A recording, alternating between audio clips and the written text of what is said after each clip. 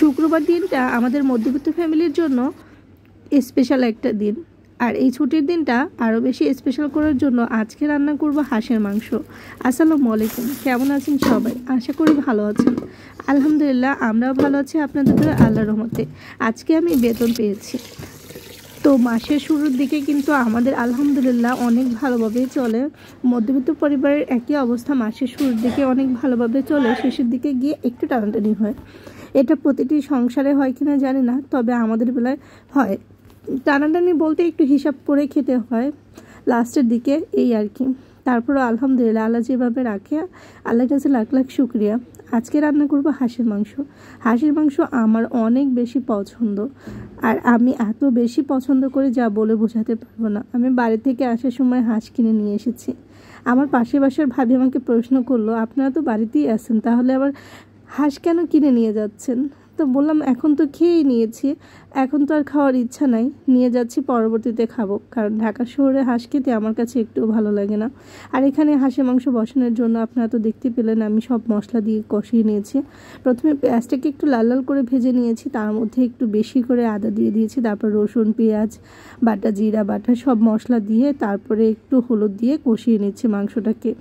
আর এই কষিয়ে নেওয়ার কারণে হাঁসের মাংসের কালারটা অনেক বেশি সুন্দর আসে। আর আমি এখানে জোবারকে দেখাচ্ছিলাম, তুমি কি হাঁসের মাংসের রান খেতে চাও? জোবার বলল যে আমার অত বেশি পছন্দ না, তারপর তুমি যেহেতু বলছো আমি খাবো। এখন দিয়ে দিচ্ছি লবণ। মরিচের গুঁড়াটা কেন দিইনি আগে অনেকের প্রশ্ন থাকতে পারে। দেন আমার কাছে মনে হয় সব আজকে একটু আলাদাভাবে রান্না করলাম, আর আমার আম্মু এভাবে করে রান্না করে হলুদ দিয়ে মাংসটা কষালে নাকি হাঁসের মাংসটার কালারটা অনেক বেশি সুন্দর আসে। তাই আসলে একটু হলুদ দিয়ে কষিয়ে নিয়েছিলাম, তারপরে মরিচের গুঁড়োটা দিয়ে এখন সুন্দর করে কষিয়ে নিচ্ছি। আর এখানে আমার বাবাটা মসজিদে যাচ্ছে নামাজ পড়ার জন্য।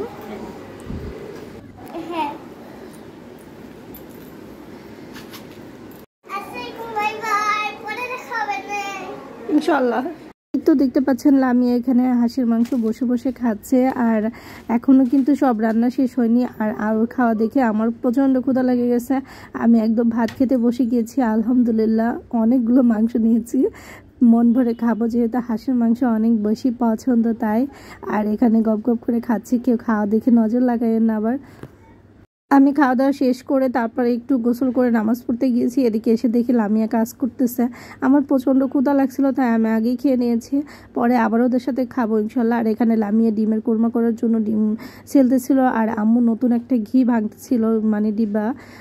এগুলো আসলে যে এয়ারফোর্সে আমাদের যে ফ্রি ঘিটা সেটা আসলে, তো সেটা একটু ভাঙলাম আজকে ভেঙে। আসলে এখন ডিমের কোরমা করব, বাসায় ছিল ঘি দিয়ে রান্না করলে বেশি ভালো লাগে। ডিমের কোরমা বা পোলাও সব কিছুতেই ঘি দিলে একটু মজা লাগে।